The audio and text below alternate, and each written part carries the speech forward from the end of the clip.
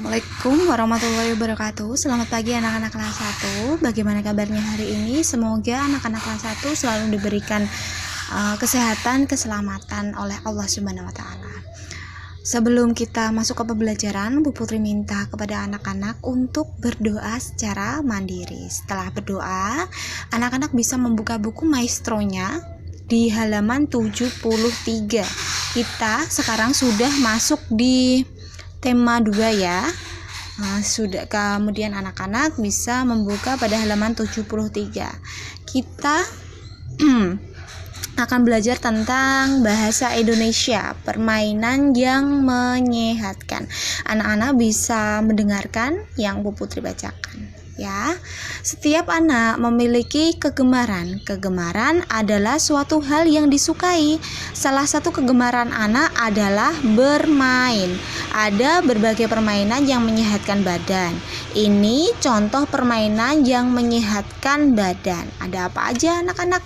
Yang pertama ada lompat tali, tapak gunung, sepak bola, balap karung, berlari, jalan kaki, bulu tangkis, berenang, ular naga. Ini adalah contoh permainan. Pasti anak laki-laki kebanyakan sukanya bermain sepak bola. Ada yang suka bermain sepak bola. Kalau anak perempuan sukanya bersepeda. Itu juga salah satu permainan yang menyehatkan. Kemudian lompat tali, ini juga sering anak-anak bermain ya. Kalau balap karung, bermain bulu tangkis biasanya diadakan di perlombaan-perlombaan 17 Agustus. Namun pada saat sekarang ini mungkin tidak ada perlombaan 17 Agustus karena adanya wabah, tapi anak-anak harus tetap tahu ya bagaimana cara bermain balap karung, bulu tangkis, berenang. Itu adalah salah satu contoh permainan yang menyehatkan badan. Bacalah jenis permainan di atas dengan benar. Bacalah berulang-ulang. Bu Putri minta kepada anak-anak tidak usah di video, tapi Bu Putri minta untuk anak-anak membaca yang ada di kotak-kotak ini. Berarti ada 9 ya. Yang 1, 2, 3, 4, 5, 6, 7, 8, 9. Ada 9 kotak ini, tolong anak-anak dibaca berulang-ulang. Kemudian di bawahnya ada tata tertib di rumah. Tata tertib juga disebut dengan aturan. Tata tertib dibuat supaya kita disiplin. Ada tata tertib yang tertulis, ada juga tata tertib yang tidak tertulis. Menaati tata tertib adalah perbuatan yang terpuji. Jika kita melanggar tata tertib, kita akan mendapat hukuman atau sanksi. Iya, Cah. Contoh sikap menaati aturan di rumah sebagai berikut. Ini tata tertib yang ada di rumah. Yang pertama, mengetuk pintu sebelum masuk rumah. Iya, karena apa anak-anak? Menandakan nanti ibu atau bapak biar tahu bahwa anak-anak sudah pulang. Yang kedua, berpamitan sebelum pergi bermain. Iya, agar ayah dan ibu bisa tahu anak-anak pergi kemana. Nanti kalau ada sesuatu bisa dicari orang tua, misalnya ke rumahnya temanku, Bu, di rumahnya Ani misalnya, Bu, aku mau pergi ke rumahnya Ani. Itu nanti orang tua bisa mencari ke rumahnya Ani.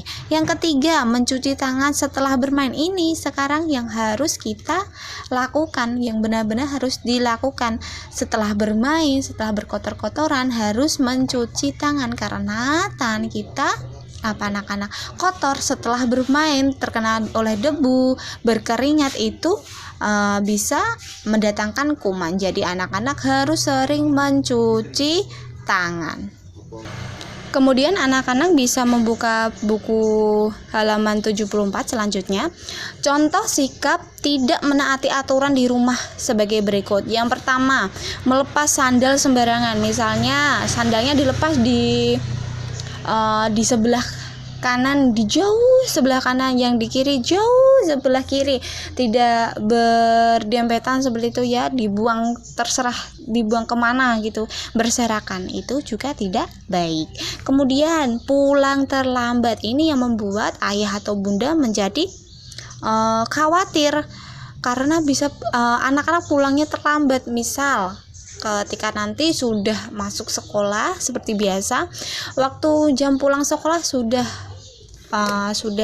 waktunya jam pulang sekolah, kemudian anak-anak pergi bermain tanpa pulang ke rumah terlebih dahulu, orang tua bagaimana? Cemas, khawatir. Itu juga tidak baik, tidak patut untuk ditiru. Kemudian yang ketiga, tidak berpamitan ketika akan bermain. Lah ini tadi yang Bu Putri katakan, jika tidak berpamitan ketika akan bermain, orang tua tidak tahu. Ada yang seperti ini biasanya anak-anak. Bapak ibu kerja Bu, tidak ada orang di rumah, ya berpamitan dengan nenek atau kakak atau kakek yang ada di rumah. Siapa itu harus kita pamiti, tidak harus orang tua saja, karena terkadang orang tua juga bekerja, harus berpamitan dengan orang lain, orang yang ada di rumah. Kalau adanya kakek sama nenek, iya berpamitan dengan kakek sama nenek. Kalau tidak ada kakek sama nenek, adanya kakak, ya sama kakak. Jika tidak ada semua, tetangga, minimal tetangga kalian, Pak D, Bude, biasanya sebelah rumah itu rumahnya Pak D atau Bude atau Bule atau Pak Le, anak-anak bisa meminta izin kepada saudara terdekat yang ada di dekat rumah agar orang tua atau saudara tahu kalian mau pergi kemana, mau bermain kemana. Kemudian selanjutnya membedakan bunyi alam dan bunyi buatan. Di sini ada bunyi alam dan bunyi buatan. Bunyi adalah sesuatu yang dapat didengar. Ada bunyi alam dan ada bunyi buatan. Bunyi alam ada bunyi alam dan ada bunyi buatan. Bunyi alam adalah bunyi yang dihasilkan oleh suara alam. Bunyi buatan adalah bunyi yang dibuat oleh manusia. Bunyi buatan biasanya berupa bunyi benda atau alat musik. Ayo perhatikan contoh bunyi alam dan bunyi buatan berikut ini. Yang pertama, contoh bunyi alam.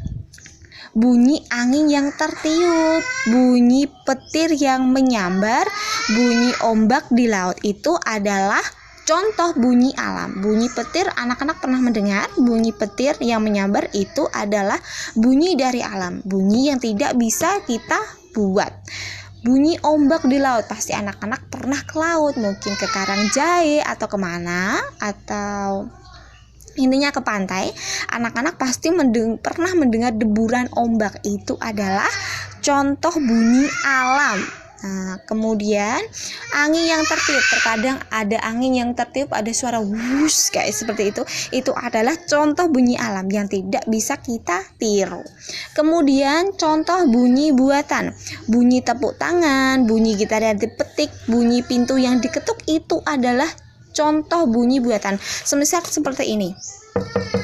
Ini adalah contoh bunyi buatan yang bisa kita buat. Setiap orang bisa membuatnya. Itu adalah contoh bunyi buatan.